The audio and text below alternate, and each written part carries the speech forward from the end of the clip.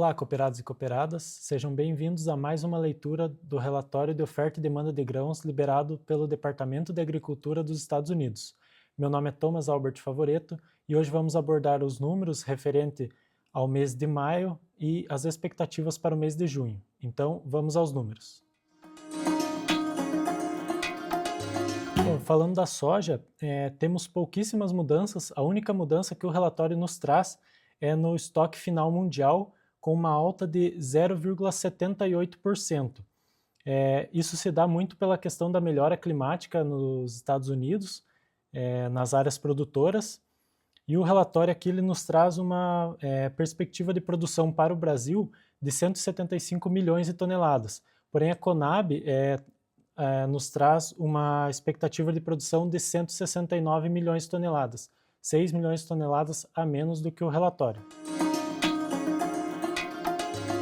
Bom, o milho, o relatório nos traz um aumento na produção mundial de 0,08%, um aumento bem pequeno, e traz uma redução nos estoques finais mundiais, de 0,94%.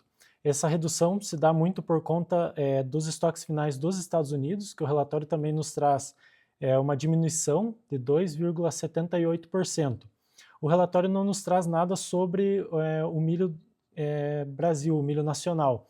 Porém, nós sabemos que a produção do milho verão está estimada em 27,2% e a produção do milho safrinha em torno de 101 milhões de toneladas.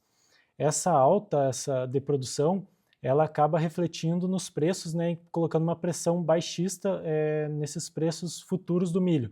Como a gente pode ver, por exemplo, o milho com vencimento para julho desse ano, caindo mais de R$10 por saca desde a máxima em março desse ano.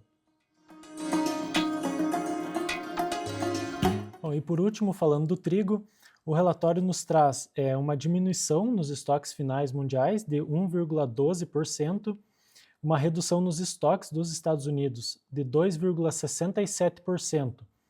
Porém, traz também um aumento nas exportações dos Estados Unidos, o que, com menos trigo para o consumo interno dos Estados Unidos, isso pode ser um fator que eleve os preços do trigo em Chicago. O relatório também nos traz um aumento na produção e exportação da União Europeia, muito por conta da Rússia, que é o maior exportador de trigo do planeta. Ela tem uma melhora climática em relação ao ano passado, né? O clima mais ameno está tendo menos impacto na produção de trigo e, consequentemente, a produção de trigo vai aumentar na Rússia. Bom, e falando um pouco mais do cenário político, temos as tensões entre Estados Unidos e China, né, na guerra comercial, que a gente já vem falando há vários relatórios, mas dessa vez com foco no acordo entre Estados Unidos e China sobre as terras raras. A gente fica na expectativa, se esse acordo for fechado, podemos ver uma flexibilização na comercialização entre esses países, então isso pode acabar beneficiando o preço das commodities.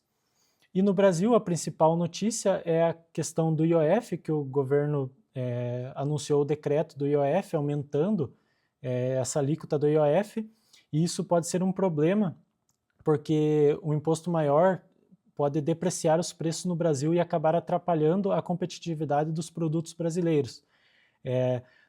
Nas últimas semanas, o governo anunciou medidas, né, tributando investimentos que eram isentos, como LCIs e LCAs, com a ideia de voltar atrás desse decreto do IOF.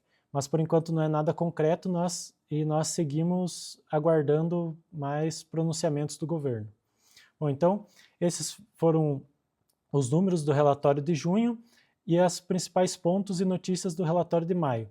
Nos vemos no próximo mês. Obrigado.